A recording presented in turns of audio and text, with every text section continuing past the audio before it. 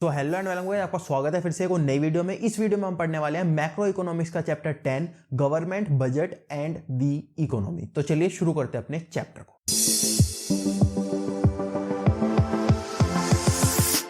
और video start करने से पहले एक इंपॉर्टेंट अनाउंसमेंट, जो भी मैं आपको इस वीडियो में पढ़ाऊंगा उसके नोट्स बनाने की जरूरत आपको नहीं है, वो आपको हमारे टेलीग्राम चैनल पर मिल जाएंगे, जिसका लिंक आपको डिस्क्रिप्शन में मिल जाएगा। तो इस चैप्टर के अंदर टॉपिक 1 हमारे पास आता है meaning of government budget. Government budget होता क्या है? देखो, गवर्नमेंट बजट क्या होता है ना, government budget expenses and receipt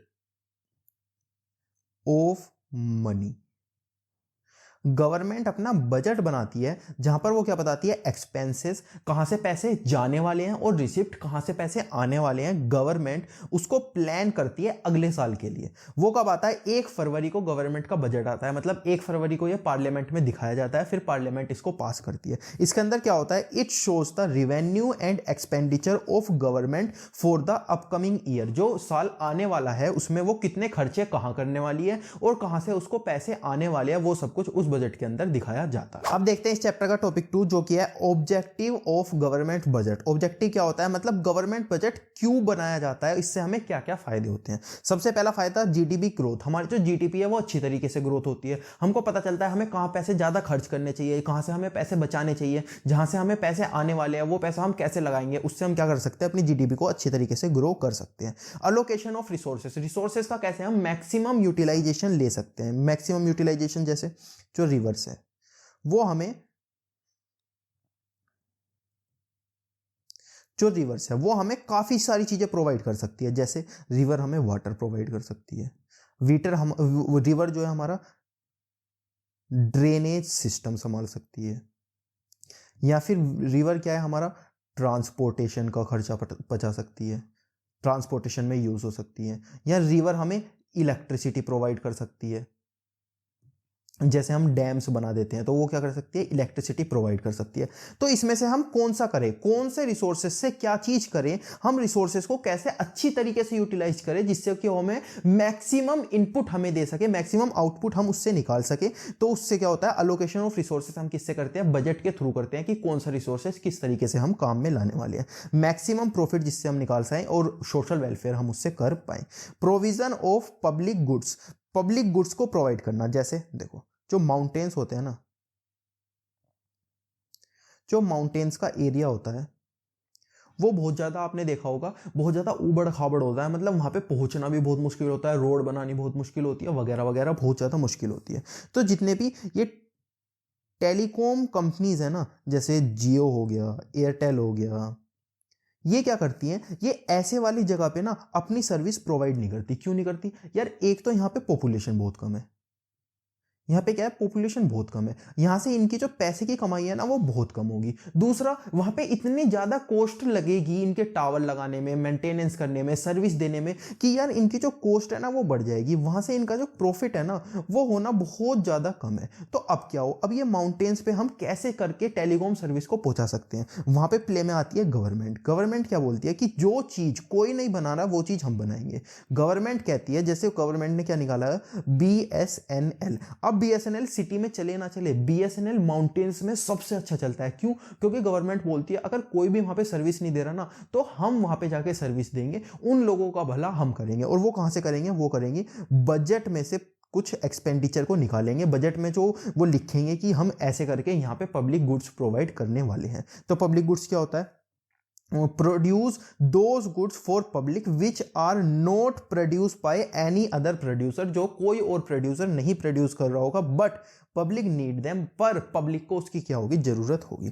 इसके बाद क्या आता है, redistribution of income and wealth. ऐसा नहीं होना चाहिए किसी इकोनॉमी में कि बहुत ज्यादा पैसा सिर्फ कुछ लोगों के पास है। जैसे यूएसए में अगर आप देखोगे ना तो वहां पे क्या होता है, वहां पे 95% पीपल्स और 5% पीपल्स जो मनी होल्ड करते हैं ना, वहां पे 95% पीपल 5% मनी होल्ड करते हैं और जो बाकी के 5% पीपल है वो पूरी कंट्री की 95% मनी होल्ड करते हैं। तो यहां पे पता क्या हो रहा है, यहां पे रीडिस्ट्रीब्यूशन करना पड़ेगा। यहां पे जो इनकम और वेल्थ है ना वो बहुत ज्यादा बेकार सिचुएशन में पड़ी हुई है। यहां पे क्या हो रखा है, यहां पे ये जो 5% लोग हैं इनके पास 95% पैसा है, बहुत ज्यादा पावर है, लेकिन यहां पे क्या है, इन 95% लोगों के पास सिर्फ 5% पैसा है, ये बहुत ज्यादा गरीब है। तो हमें क्या करना पड़ेगा, हमारी कंट्री के अंदर ऐसी सिचुएशन ना आए, तो हमें रीडिस्ट्रीब्यूशन करना पड़ेगा अपनी इनकम को, और इनकम इक्वली बांटनी पड़ेगी सारी पब्लिक के अंदर। Equal distribution of income and wealth between peoples is the sign of real welfare of country.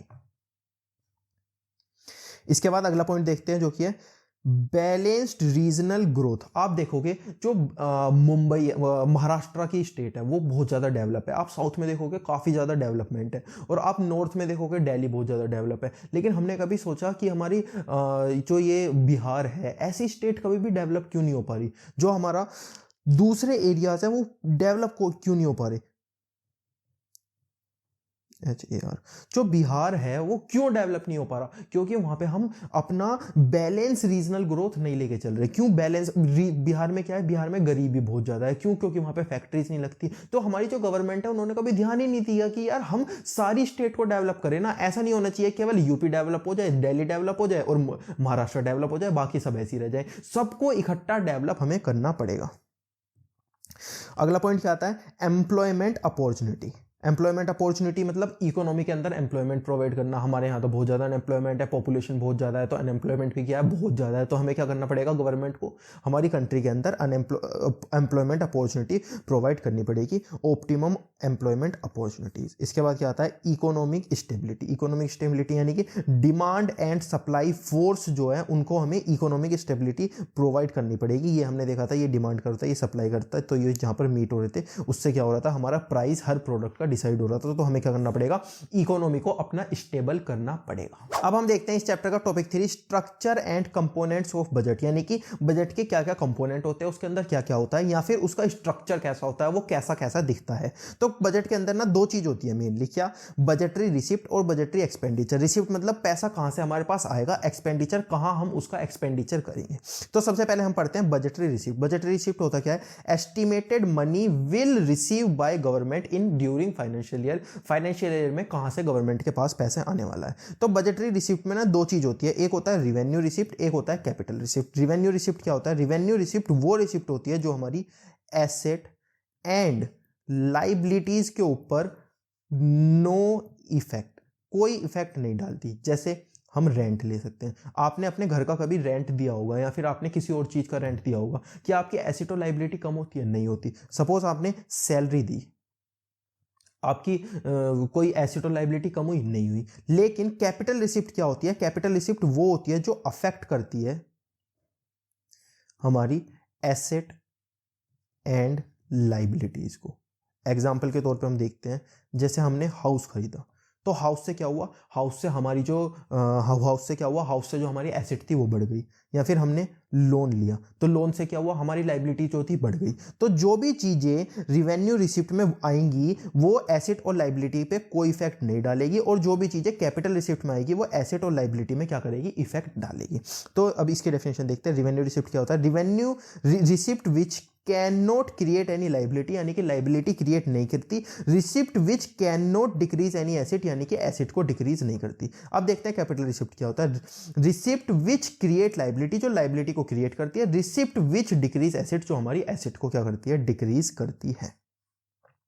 अब देखते हैं कि पहले पढ़ते हैं कैपिटल रिसिप्ट में हमारी क्या क्या चीज़ आती है। कैपिटल रिसिप्ट में हमारे पास ये तीन चीज़ें आती है, recovery of loan, borrowing of other liabilities और other receipt. Recovery of loan क्या होता है, देखो कभी कभी क्या होता है ना, जो हमारी गवर्नमेंट है, सेंट्रल गवर्नमेंट है, वो हमारी स्टेट गवर्नमेंट को लोन प्रोवाइड करती है। क्या प्रोवाइड करती है, लोन। क्यों, जब हमारी जो गवर्नमेंट है इनके एक्सपेंडिचर बढ़ जाते हैं और जो इनकी रिसिप्ट है वो घट जाती है, यानी कि इनका जब डेफिशिएंट की सिचुएशन आ जाती है तो वो किससे लोन लेते हैं, वो लोन लेते हैं सेंट्रल गवर्नमेंट से। तो सेंट्रल गवर्नमेंट क्या करती है, लोन प्रोवाइड करती है। अब उसने लोन प्रोवाइड अगर किया है तो वो कभी ना कभी तो उस लोन को वापस लेगी। तो जब वो वापस लेती है उसको क्या होता है, वो होती है एक तरह से रिसिप्ट होती है किसकी, सेंट्रल गवर्नमेंट की। Recovery of loan, recovery of past loan from state government.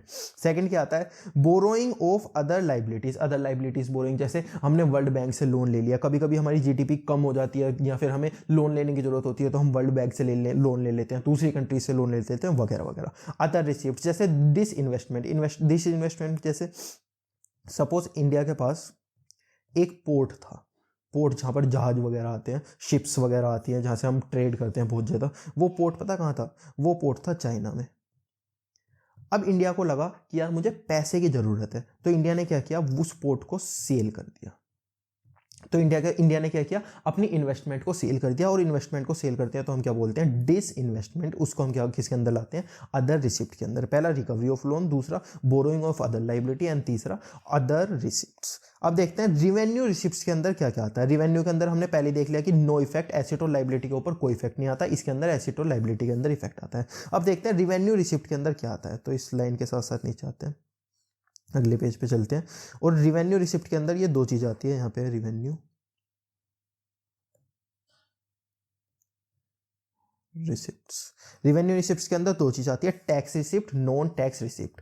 Tax receipt क्या होती है, टैक्स तो हम सबको पता है, हम गवर्नमेंट को टैक्स देते हैं। उसके अलावा अदर नॉन टैक्स रिसिप्ट क्या होती है, अदर टेन टैक्स रिसिप्ट। जैसे फीस, गवर्नमेंट कभी कभी हमसे कह लेती है फीस। हम कोई गवर्नमेंट ऑफिस में जाते हैं अपने काम करवाने, जैसे मैं अभी आधार कार्ड अपडेट करवाने गया था तो उन्होंने मुझसे क्या ली थी, फीस ली थी। तो वो भी क्या होती है, उनकी एक तरह से रिसिप्ट होती है। फाइन, जैसे अब कभी हमारा चालान कट जाता है, फाइन हमको देना पड़ता है, तो वो क्या होती है, वो भी एक रिसिप्ट होती है। इसके बाद आता है स्पेशल असेसमेंट। स्पेशल असेसमेंट जैसे अलग अलग टाइप के असेसमेंट गवर्नमेंट करती है तो उससे भी उसको इनकम होती है। Income from public enterprises, public enterprises जैसे BSNL कंपनी ने गवर्नमेंट ने खोली हुई है, तो वो क्या है, एक कंपनी है। उससे क्या होता है, कभी कभी गवर्नमेंट को इनकम हो जाती है, वैसे तो ये लॉस में चलती रहती है company. Income from sale of spectrum, spectrum जैसे 2G 3G 4G, अभी आपने देखा होगा 5G एयरटेल जियो ने खरीदा, स्पेक्ट्रम बेच बेच के करती है गवर्नमेंट, अपनी इनकम करती है। ग्रांट्स और डोनेशन, कभी कभी गवर्नमेंट को क्या मिलता है, डोनेशन भी मिल जाता है। जैसे अभी आपने देखा होगा पाकिस्तान की इकोनॉमी बहुत ज़्यादा कम हो गई, श्रीलंका की तो बैंक हो गया, तो क्या हुआ, वहाँ पे उन्हें डोनेशन मिल रहा है अदर कंट्रीज से।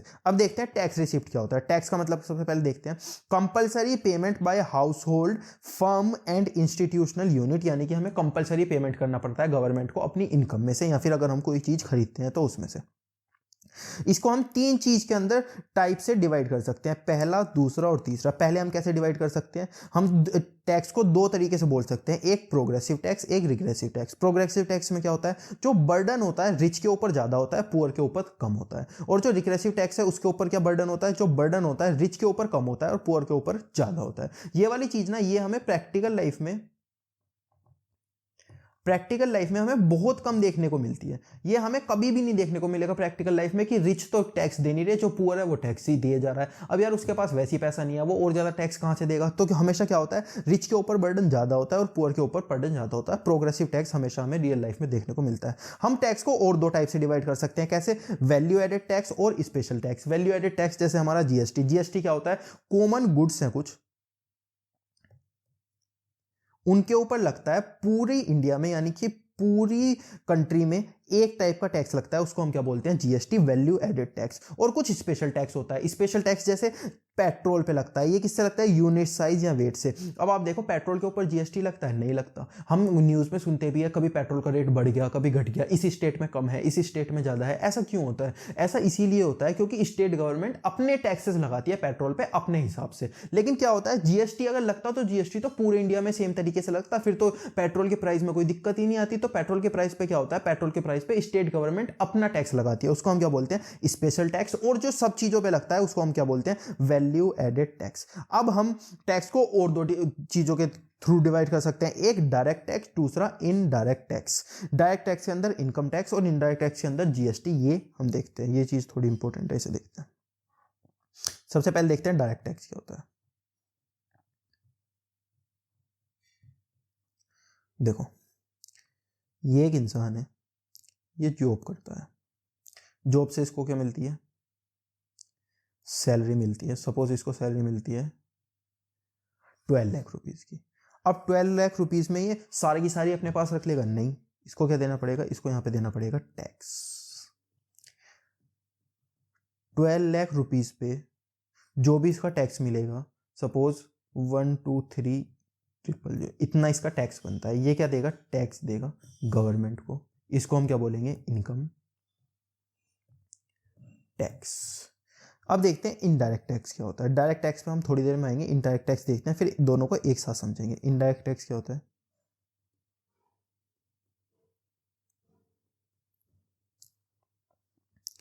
सपोज ये फार्मर है,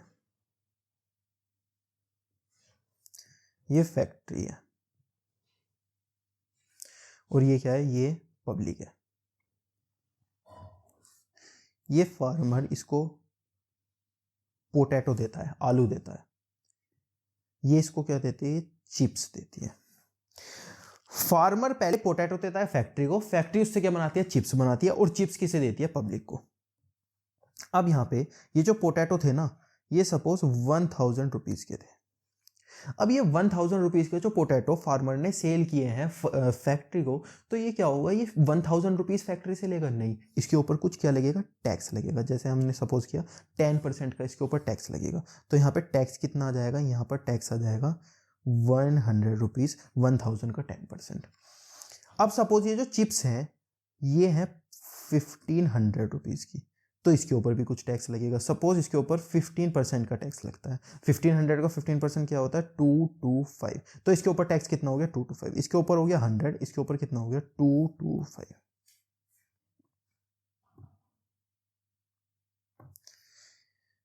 इसके ऊपर टैक्स हो गया 225। ठीक है, अब ये वाला जो टैक्स है ये किसे पेड करना है? ये पेड करना है फैक्ट्री को, फार्मर्स को।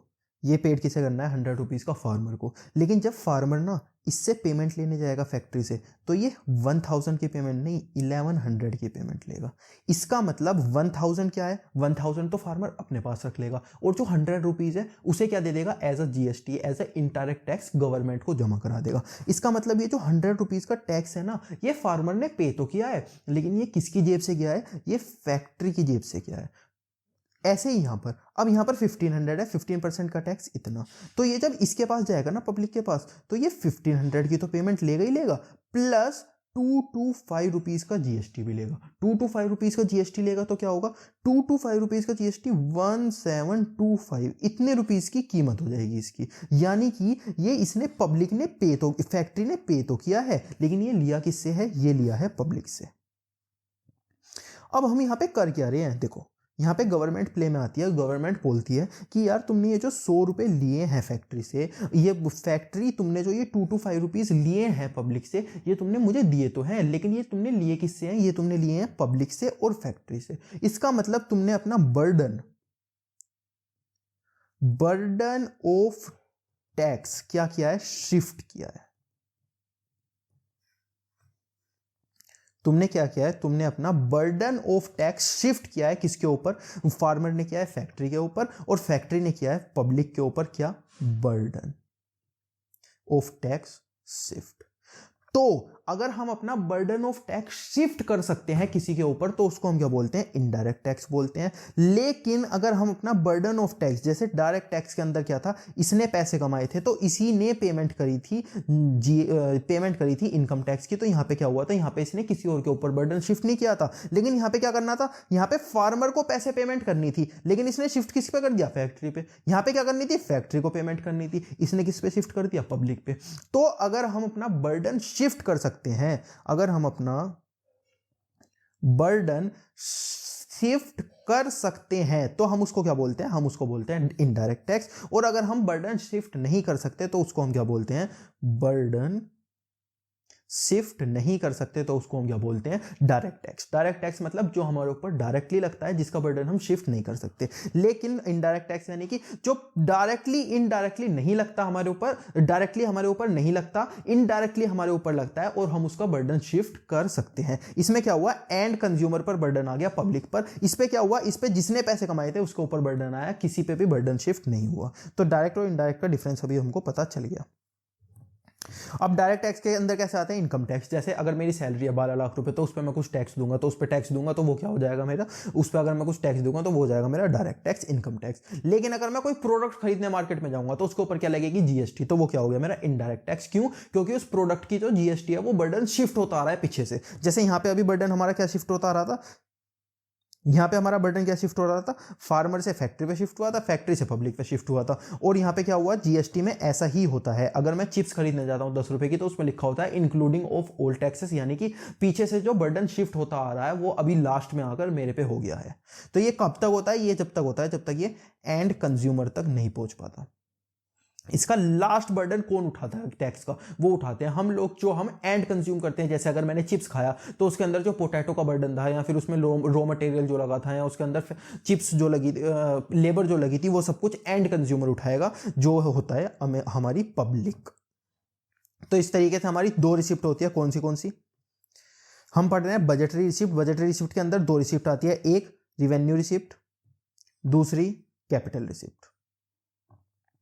अभी हमने ये दोनों रिसिप्ट पढ़ ली। अब हम पढ़ेंगे कि बजटरी एक्सपेंडिचर क्या होता है। हमने क्या पढ़ा, सबसे पहले बजटरी रिसिप्ट, कहां से हमें पैसा आएगा। अब हम देखेंगे कि बजटरी एक्सपेंडिचर क्या है, हम कहां कहां अपना पैसा भेज सकते हैं। तो ये आता है हमारा बजटरी एक्सपेंडिचर। पहले इसका देखते हैं डेफिनेशन क्या होती है। Estimated expenditure by government will done during financial year. Financial year में क्या क्या एक्सपेंडिचर गवर्नमेंट करने वाली है। अब देखते हैं इसमें कहां कहां से हम एक्सपेंडिचर कर सकते हैं। यहाँ आएगा एक्सपेंडिचर।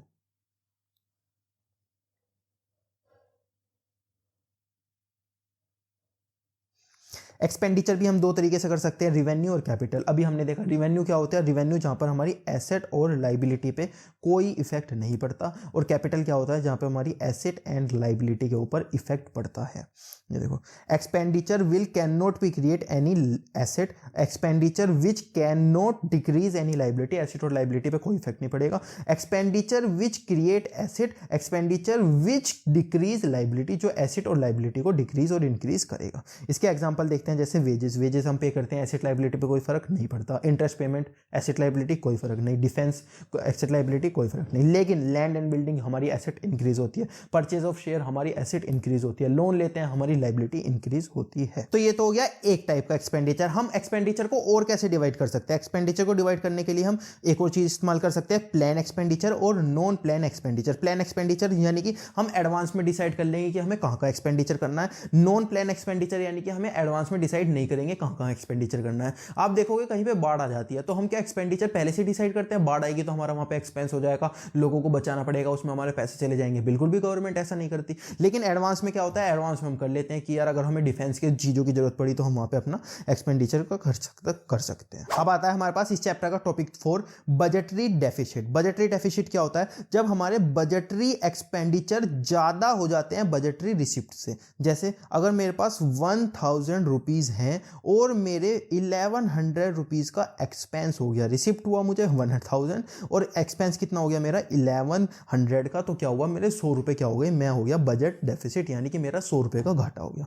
बजट डेफिसिट होता है 3 टाइप का, रिवेन्यू डेफिसिट, फिस्कल डेफिसिट और प्राइमरी डेफिसिट। एक एक करके इनको पढ़ते हैं। सबसे पहले पढ़ते हैं रिवेन्यू डेफिसिट क्या होता है। Revenue expenditure minus revenue deficit. देखो हमने अभी देखा कि बजट के अंदर क्या होता है ना, बजट के अंदर काफी सारी चीजें होती है। इधर समझते हैं,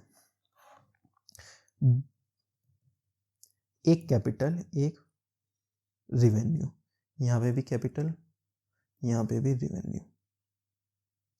यहां पे हमने क्या देखा, अगर हमें रिसिप्ट होती है कुछ चीज तो वो 2 फॉर्म में हो सकती है, या तो कैपिटल या फिर रिवेन्यू। अगर हम एक्सपेंडिचर करते हैं तो हम उसे भी 2 फॉर्म में कर सकते हैं, एक कैपिटल या फिर रिवेन्यू। तो यहां पे क्या लिखा हुआ है, रिवेन्यू डेफिसिट यानी कि केवल revenue expenditure minus revenue receipt, यानी कि ये वाला नहीं, ये वाला नहीं और ये वाला नहीं, रिवेन्यू रिसिप्ट और रिवेन्यू एक्सपेंडिचर को हम यहां पर मान के चलेंगे। इसकी तो नाम में भी यही है, रिवेन्यू डेफिसिट, यानी कि रिवेन्यू में हमारा कितना खर्चा हुआ, revenue expenditure minus revenue receipt आ जाएगा, तो हमारा क्या आ जाएगा, रिवेन्यू खर्चा आ जाएगा। जैसे रिवेन्यू एक्सपेंडिचर हो गया मेरा 1100 माइनस रिवेन्यू रिसिप्ट मेरे को 100 ही हुआ, तो यहाँ पे 1000 ही हुआ, तो यहाँ पे कितना हो गया, यहाँ पे हुआ मेरा 100 रुपीज का क्या हो गया, 100 रुपीज का मेरा हो गया रिवेन्यू डेफिसिट। अब देखते हैं इसकी इंप्लीकेशंस क्या होती है, मतलब इसकी वजह से गवर्नमेंट को क्या क्या करना पड़ता है। देखो, गवर्नमेंट को कट करना पड़ेगा सोशल वेलफेयर करना पड़ेगा कम, जब भी तो वो खर्चा कम कर पाएगी।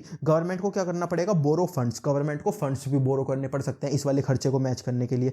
गवर्नमेंट क्या करेगी, समटाइम नीड डिसएडवांटेज इन्वेस्टमेंट, यानी कि अपनी इन्वेस्टमेंट को भी गवर्नमेंट को कभी कभी क्या करना पड़ेगा, सेल करना पड़ेगा। तो ये हो गया हमारा रिवेन्यू डेफिसिट। अब हम पढ़ते हैं अपना फिस्कल डेफिसिट, जो कि हमारा दूसरा टाइप का। फिस्कल डेफिसिट में हम क्या करते हैं, total expenditure minus total receipt. हमने यहां पे क्या किया था, यहां पे हमने किया था केवल revenue expenditure minus revenue receipt, ये वाली चीज हमने यहां पे की थी।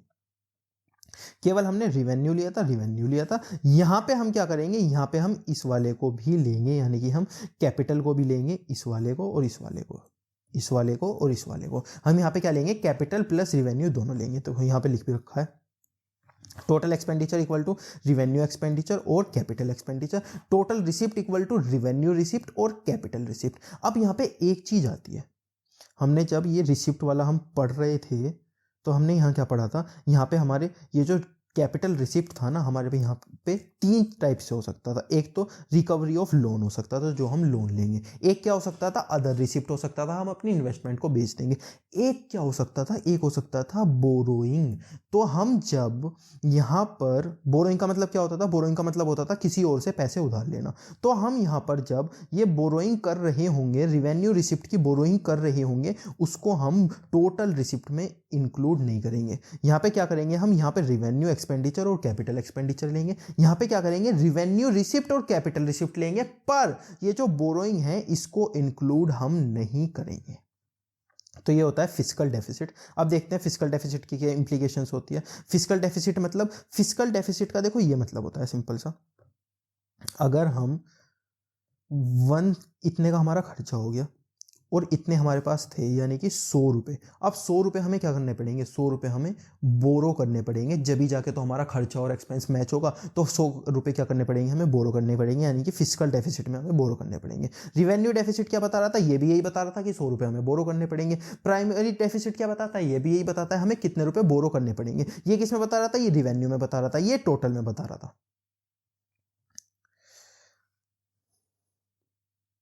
देखो भाई, ये रहा। अब देखते हैं इंप्लीकेशंस इसकी क्या होती है। देखो, अब आरबीआई को मनी बोरो करनी पड़ेगी, तो क्या होगा, मनी जो है मार्केट के अंदर ज़्यादा हो जाएगी। मनी ज़्यादा हो जाएगी तो प्राइस लेवल जो है मार्केट का वो भी ज़्यादा हो जाएगा और इन्फ्लेशन हमारा आ जाएगा इकोनॉमी के अंदर बिना फालतू का। इसके बाद ना नेशनल डेप्ट हो जाएगी, यानी कि हमारा नेशन जो है वो डेप्ट में डूब जाएगा, उधारी में डूब जाएगा, जिससे हमारी जो जीडीपी रेट है वो क्या हो जाएगी, स्लो हो जाएगी। इसके बाद हाई फिस्कल रेट हो जाएगा। अभी हमने पढ़ा फिस्कल डेफिशिएंट क्या हो जाएगी, हाई हो जाएगी, ज़्यादा हो जाएगी। और अगर वो ज़्यादा हो जाएगी तो जो हमारी जीडीपी की ग्रोथ है वो भी ज़्यादा हो जाएगी। अब ये क्या होगा, ये एक दूसरे को कॉन्ट्रीब्यूट करने लगेंगे। जैसे हाई फिस्कल डेफिसिट हो गई तो जीडीपी की ग्रोथ क्या हो गई, स्लो हो गई। अब हाई फिस्कल डेफिसिट हो गई तो जीडीपी स्लो हो गई, जीडीपी स्लो हो गई तो high fiscal deficit GDP slow high fiscal deficit. यानी कि यहाँ क्या बन जाएगा, यहाँ पर एक लूप बन जाएगा। इसकी वजह से ये होने लगेगा, इसकी वजह से ये होने लगेगा।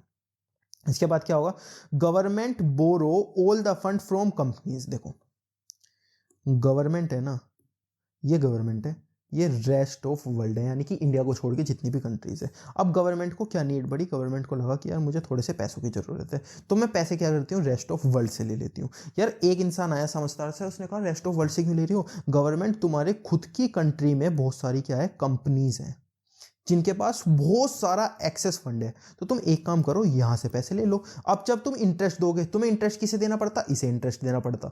इसे इंटरेस्ट देते तो क्या होता, तुम्हारा पैसा जो है वो कंट्री के बाहर चला जाता। अब तुम क्या करोगे, इसे इंटरेस्ट ना दे के इसे इंटरेस्ट दोगे, तो क्या होगा, तुम्हारा पैसा कंट्री के अंदर रहेगा, तुम्हारी जीडीपी भी ग्रो हो जाएगी। तो क्या होगा, तुम कंपनी से पैसे ले लो। तो गवर्नमेंट कहती है हाँ यार ये भी ठीक है, चलो हम कंपनी से पैसे ले लेते हैं। अब गवर्नमेंट कंपनी से पैसे लेने जाती है ना, तो कंपनीज क्या होती है, कंपनीज को वो पैसा कहीं और नहीं दे पाती। कंपनी सोच के बैठेगी यार ये पैसा ना मैं पब्लिक को दे दूंगी, लेकिन उधारी पे पब्लिक को दे दूंगी, लेकिन गवर्नमेंट सारा पैसा ले लेगी। तो क्या होगा, पब्लिक को अब वो उधार पैसा नहीं दे पाएगी, पब्लिक को नहीं दे पाएगी। तो गवर्नमेंट कंपनीज के पास क्या हो जाएगा, कंपनीज के पास does not have fund to raise, company के पास फंड नहीं बचेंगे रेज करने के लिए। इसके बाद लास्ट हमारे साथ क्या होगा, रिडक्शन इन गवर्नमेंट क्रेडिटेबिलिटी, यानी कि गवर्नमेंट की उधार लेने की जो कैपेसिटी है वो क्या हो जाएगी, कम हो जाएगी। इसके बाद लास्ट हमारे पास आता है, लास्ट क्या है, प्राइमरी डेफिसिट। प्राइमरी डेफिसिट क्या होता है, फिस्कल डेफिसिट। फिस्कल डेफिसिट अभी हमने पढ़ा, यहां पे फिस्कल डेफिसिट यानी कि total expenditure minus total receipt. इसके बाद हम क्या पढ़ रहे हैं, प्राइमरी डेफिसिट, यानी कि fiscal deficit minus interest payment, जितनी भी हमने क्या करी है, पेमेंट करी है इंटरेस्ट की। इंटरेस्ट पेमेंट क्या होता है, इंटरेस्ट पेमेंट वो होता है अगर हम कहीं से बोरो करते हैं, सपोज हमने ये एक्स है, ये वाई है, इसने इससे क्या लिया, इसने इससे पैसे लिए, तो इसको इससे क्या पेमेंट करनी पड़ेगी, इंटरेस्ट पेमेंट करनी पड़ेगी। अब इसने ये जो पैसे लिए थे ना, इसको एक नहीं उस पर समझाता हूं।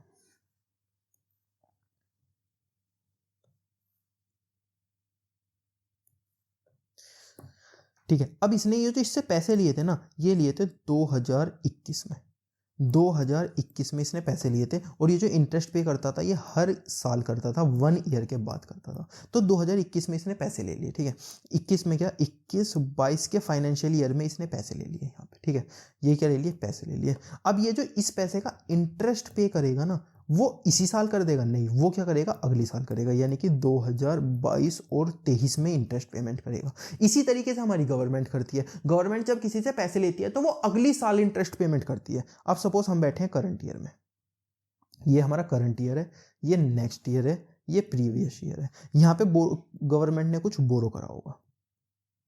अब इसका जो इंटरेस्ट है गवर्नमेंट कब देगी, इसका इंटरेस्ट गवर्नमेंट देगी करंट ईयर में, करंट ईयर में जो करेगी उसका क्या देगी, उसका नेक्स्ट ईयर में देगी। तो करंट ईयर का, अगर हमें केवल करंट ईयर का खर्चा निकालना है, सपोज करंट ईयर में हमने क्या किया, करंट ईयर में हमने 1000 रुपीज का एक्सपेंस किया, जिसमें से कि हमने 900 का तो एक्सपेंस किया था और 100 रुपीज़ का क्या दिया था, 100 रुपीज़ का इंटरेस्ट दिया था। ये इंटरेस्ट कौन सा था, ये जो लास्ट ईयर का इंटरेस्ट था वो वाला इंटरेस्ट था। तो हम क्या करेंगे, इन 1000 रुपये में से माइनस कर देंगे 100 रुपीज़, तो हम कहाँ पहुंच जाएंगे, हम पहुंच जाएंगे यहाँ 900 पे, यानी कि हमारी केवल करंट ईयर के एक्सपेंसेस आ जाएंगे। तो प्राइमरी डेफिसिट क्या करता है, प्राइमरी डेफिसिट करंट ईयर के एक्सपेंसेस निकालना चाहता है, करंट ईयर में हमें कितने पैसे उधार लेने पड़ेंगे वो निकालना चाहता है। तो हमें करंट ईयर में टोटल पैसे कितने उधार लेने थे वो हमने फिस्कल डेफिसिट में निकाल लिया, कि हमें सपोज 1200 रुपए उधार लेने थे करंट ईयर में। लेकिन इस 1200 रुपए में पता है हमारा कौन सा खर्चा है, जो हम पिछली साल का इंटरेस्ट इस साल देने वाले हैं वो भी खर्चा है। तो इसमें से उधारी सपोज हमने 100 रुपए इस साल देने वाले हैं, तो हम क्या करते हैं, हम केवल 1100 रुपए प्राइमरी डेफिसिट में लाते हैं, यानी कि हम इस साल के लिए कितना उधार ले रहे हैं, वो ले रहे हैं 1100 रुपए। 1100 कितना ले रहे हैं, 1100 हम ले रहे हैं इस साल के लिए उधार केवल। और अगर हम इस साल का और पिछले साल का इंटरेस्ट मिला दे तो हम टोटल उधार कितना ले रहे हैं, 1200। तो फिस्कल डेफिसिट हमें क्या बताता है, हम इस साल का प्लस पिछले साल का कितना उधार ले रहे हैं। और प्राइमरी डेफिसिट हमें क्या बताता है, प्राइमरी डेफिसिट इस साल में से पिछले साल का माइनस करके केवल इस साल के लिए कितना हम उधार ले रहे हैं वो क्या बताता है, वो बताता है प्राइमरी डेफिसिट। अगर आपको समझ नहीं आया तो आप एक बार वीडियो रिपीट करके देख सकते हो और ज्यादा अच्छे से समझ में आ जाएगा। यही देखिए, प्राइमरी डेफिसिट बोरोइंग रिक्वायर इन करंट ईयर, इस साल में हमें कितना चाहिए, और interest payment of last year अगर हम माइनस कर देंगे तो क्या आ जाएगा, borrowing required in current year for current year, इस साल के लिए हमें इस साल कितनी बोरोइंग लेनी पड़ेगी पिछले साल को अगर हम हटा देते हैं तो। अब देखते हैं इसके इंप्लीकेशन क्या होंगे। करंट ईयर जो एक्सपेंडिचर है वो ज्यादा हो जाएगा, करंट ईयर रिवेन्यू से हम पैसे कम ले पाएंगे और पैसे हम खर्च ज्यादा कर देंगे। अब मैंने सोचा चलो एक क्वेश्चन भी हम यहाँ पे करा ही लेते हैं। रिवेन्यू रिसिप्ट हमको दिया हुआ है, रिवेन्यू एक्सपेंडिचर हमको दिया हुआ है, उसके बाद कैपिटल रिसिप्ट हमको दी हुई है, कैपिटल एक्सपेंडिचर हमको दिया हुआ है, टोटल रिसिप्ट हमको दी हुई है, टोटल एक्सपेंडिचर दिया हुआ है। अब ये टोटल रिसिप्ट और टोटल एक्सपेंडिचर कहाँ से आया होगा, जब हम रिवेन्यू रिसिप्ट और कैपिटल रिसिप्ट को प्लस कर देंगे तो ये टोटल रिसिप्ट आ जाएगा, और जब हम कैपिटल रिवेन्यू एक्सपेंडिचर और कैपिटल एक्सपेंडिचर को प्लस कर देंगे तो क्या आ जाएगा, हमारा टोटल एक्सपेंडिचर आ जाएगा। तो ये दोनों चीजें भी यहीं से ऊपर से आई हुई है, इन दोनों को हमने प्लस किया हुआ है। Recovery of loans and other receipt, हमने लोन्स की रिकवरी किया, वो कितना किया है, इतना, और हमने बोरोइंग की है अदर लाइबिलिटीज, वो कितनी की है, इतनी। बाकी हमने इंटरेस्ट पेमेंट दिया है, ये कितना दिया है, प्रीवियस ईयर का, पिछले साल का इंटरेस्ट पेमेंट हमने कितना किया है, इतना पेमेंट किया है। अब हमें तीनों डेफिसिट निकालने हैं, रिवेन्यू डेफिसिट निकालने हैं, फिस्कल डेफिसिट निकालने हैं और प्राइमरी डेफिसिट निकालने हैं। सबसे पहले रिवेन्यू डेफिसिट हम निकालते हैं। रिवेन्यू डेफिसिट का फॉर्मूला क्या होता है, देखो, revenue expenditure minus revenue receipt, ये क्या होता है हमारा, ये होता है रिवेन्यू डेफिसिट। अब देखते हैं रिवेन्यू एक्सपेंडिचर हमको दिया हुआ है, हाँ दिया हुआ है, रिवेन्यू एक्सपेंडिचर ये रहा, कितना दिया हुआ है, रिवेन्यू एक्सपेंडिचर ये दिया हुआ है इतना 2630145, ठीक है 2630145 माइनस रिवेन्यू रिसिप्ट हमको दी हुई है, हाँ रिवेन्यू रिसिप्ट भी शायद हमको दी हुई है, दी हुई कितनी दी हुई है 2020926, 2020926। तो अगर हम इन दोनों को माइनस करेंगे तो हमारा क्या आ जाएगा, हमारा आ जाएगा रिवेन्यू डेफिसिट। अब यहाँ पे देखते हैं, इन्होंने भी वही दोनों फिगर ली हुई है और माइनस करके यहाँ पे दिखाया हुआ है। अब देखते हैं फिस्कल डेफिसिट हम कैसे निकाल सकते हैं। फिस्कल डेफिसिट का हमारे पास फॉर्मूला क्या है, फिस्कल डेफिसिट का हमारे पास फॉर्मूला है total expenditure minus total receipt. Total expenditure यानी कि revenue expenditure plus capital expenditure, total receipt यानी कि revenue receipt plus capital receipt, लेकिन बोरोइंग को हटाकर। तो अब इन दोनों का भी हम फॉर्मूला निकालते हैं। सबसे पहले देखते हैं टोटल एक्सपेंडिचर कितना है। टोटल एक्सपेंडिचर हम दो तरीके से ले सकते हैं, कैसे, एक तो हम यहाँ से ले सकते हैं टोटल रिसिप्ट में से और टोटल एक्सपेंडिचर में से, या फिर अगर हम टोटल रिवेन्यू रिसिप्ट और कैपिटल रिसिप्ट को प्लस कर दें और रिवेन्यू एक्सपेंडिचर और कैपिटल एक्सपेंडिचर को प्लस कर दें तो भी हमारा यही आएगा। पर हमने डायरेक्ट लिया हुआ है तो हम डायरेक्ट देखते हैं 30420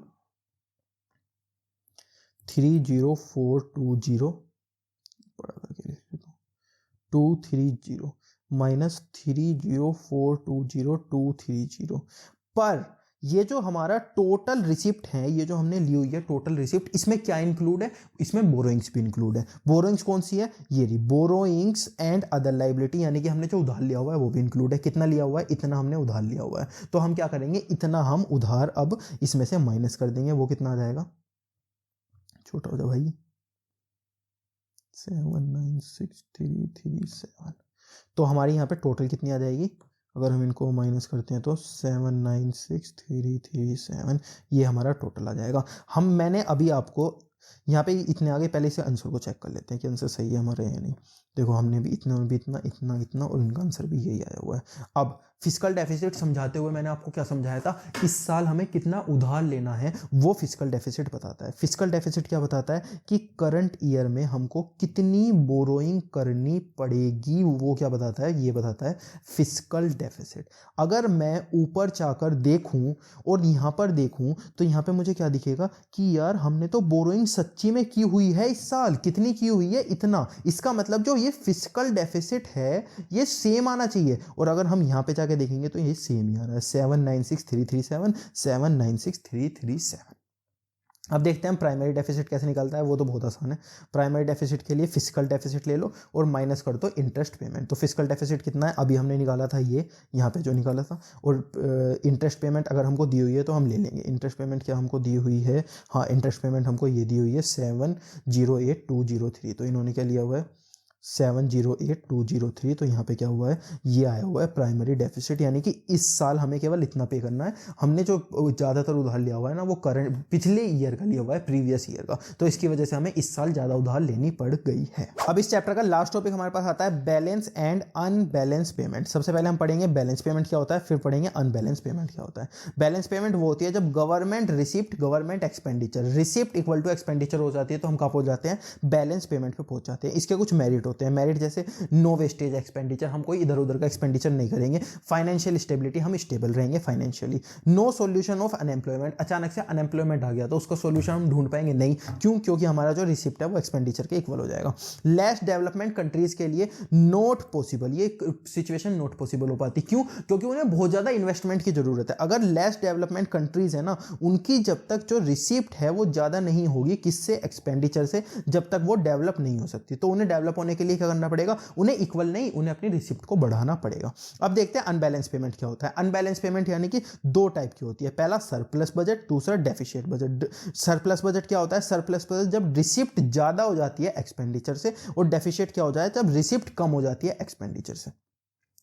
तो हमने कि सरप्लस क्या होगा, सरप्लस में हम कंट्रोल कर पाएंगे इसे, यानी कि हमारा एक मेरिट होगा कि कंट्रोल कर पाएंगे इन्फ्लेशन को, हमारी तेजी आ जाएगी तो हम उसे कंट्रोल कर सकते हैं, क्यों, क्योंकि हमारे पास एक्सेस फंड है। उसके बाद डीमेरिट क्या होगा इसका, अनएम्प्लॉयमेंट का कोई भी हम इंक्रीज नहीं कर पाएंगे इसके अंदर। इसके बाद क्या होता है मेरिट, मेरिट यानी कि डेफिशिएंट बजट का merit. In deficient budget government expenditure increase, जो गवर्नमेंट का एक्सपेंडिचर है वो क्या हो जाएगा, अपने आप इंक्रीज हो जाएगा। और डीमेरिट क्या होता है, in the period of inflation it is very harmful for the ज़्यादा इकोनॉमी इन्फ्लेशन के अंदर जो डेफिशिएट बजट है वो बहुत ज़्यादा हार्मफुल होता है। पाकिस्तान में अभी क्या हो रहा है, पाकिस्तान में ये हो गया कि उनकी डेफिशिएट बजट में जा चुकी है, यानी कि उनका जो एक्सपेंडिचर है वो बहुत ज़्यादा हो गया, रिसिप्ट क्या है वो बहुत कम हो गई, और उसके अंदर क्या आ गया, उनका इन्फ्लेशन और आ गया, अब उनके लिए और ज़्यादा हार्मफुल हो गया है, और वो वाली जो इकोनॉमी है वो अभी डूबने वाली है। ये हमने कहाँ पढ़ा, बैलेंस एंड अनबैलेंस बजट के अंदर।